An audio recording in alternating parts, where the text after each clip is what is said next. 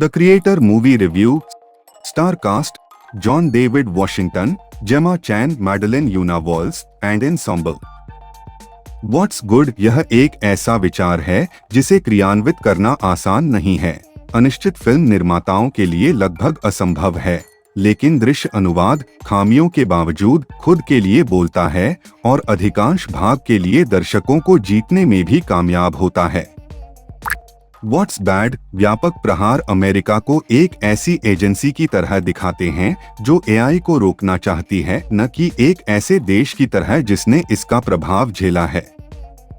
लू ब्रेक। हालांकि खामियां हैं, फिल्म में हर मोड़ पर कुछ न कुछ चल रहा है। किसी को भी गायब करने की अनुशंसा नहीं की जाती है। वॉच और नॉट? इस विचार को स्क्रीन पर साकार होते देखना वास्तव में मनोरंजक और आकर्षक है, खासकर तब जब वास्तविक दुनिया एक तरह से पहले से ही सटीक कारण के लिए लड़ रही है, जैसा कि हम बोलते हैं। हम 2065 में हैं, लॉस एंजल्स पर परमाणु हमले के 10 साल बाद, जिसने देश के पूरे अस्तित्व को मिटा दिया था और कथित तौर पर एआई के नेतृत्व में हुआ था।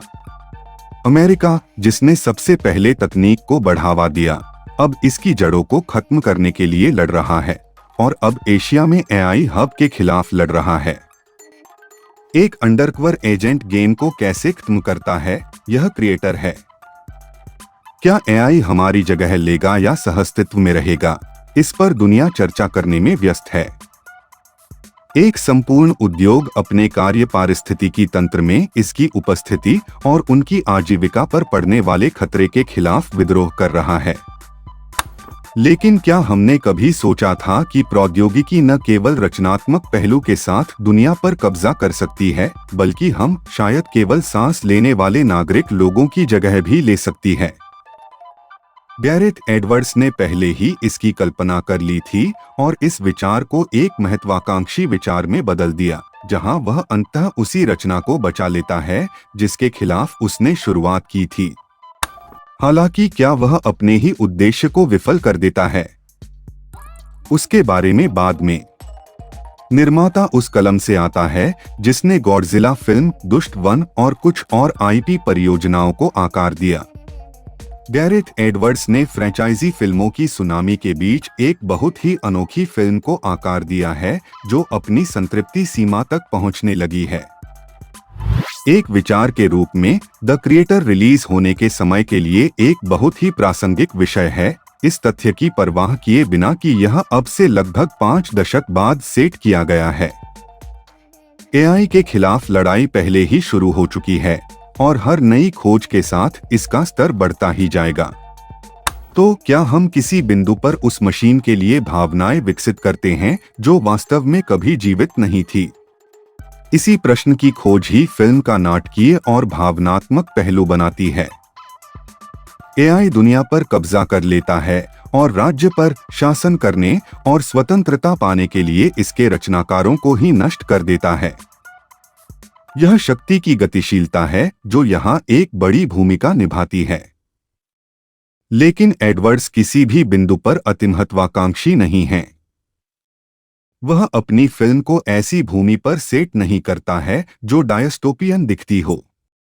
यहाँ तक कि एआई द्वारा कैप्चर किया गया क्षेत्र भी देखने में बिल्कुल सामान्य है और दृश्यों को रक्तरंजित या भयानक बनाने के लिए नाटकीय नहीं है।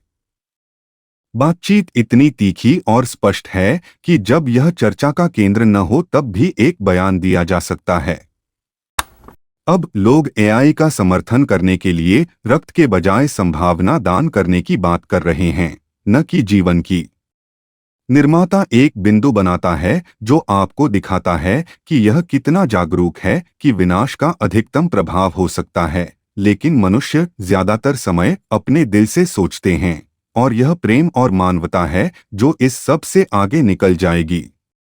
हालांकि द क्रिएटर ने पिछली कुछ प्रतिष्ठित विज्ञान-फाई फिल्मों से बहुत कुछ उधार लिया है। आप ब्लेड रनर, एडवर्ड्स की पिछली फिल्मों के प्रभाव और मशीनरी के संदर्भ को कई अन्य फिल्मों के समान ही देखते हैं। इसमें जो बात जुड़ती है वह यह है कि लेखन मानवमशीन संबंधों पर जोर देते हुए व्यापक स्ट्रोक में शामिल पक्षों को लिखने के लिए समाप्त होता है। अमेरिका एक देश के बजाय एआई निर्माताओं के खिलाफ विच हंट करने वाली एक एजेंसी है। उन लोगों की कोई पीड़ा नहीं है जिन्होंने परमाणु आपदा में अपना सब कुछ खो दिया। Star performance John David Washington के पास बहुत सुविधाजनक और अच्छी भूमिका है। उसने इससे कहीं अधिक जटिल चीजें की हैं, इसलिए जोशुआ वास्तव में एक पथप्रदर्शक चरित्र की तरह महसूस नहीं करता है। निःसंदेह यह एक लाभदायक फिल्म है और वह इस उद्देश्य को अच्छी तरह से पूरा करती है।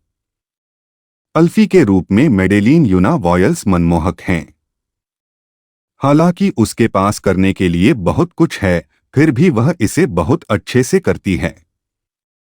अंत तक भावनात्मक दृश्य उसका और केवल उसका है। इस नाटक में जेम्मा चान का आपराधिक रूप से कम उपयोग किया गया है और मैं चाहता हूं कि उसके पास और भी बहुत कुछ हो।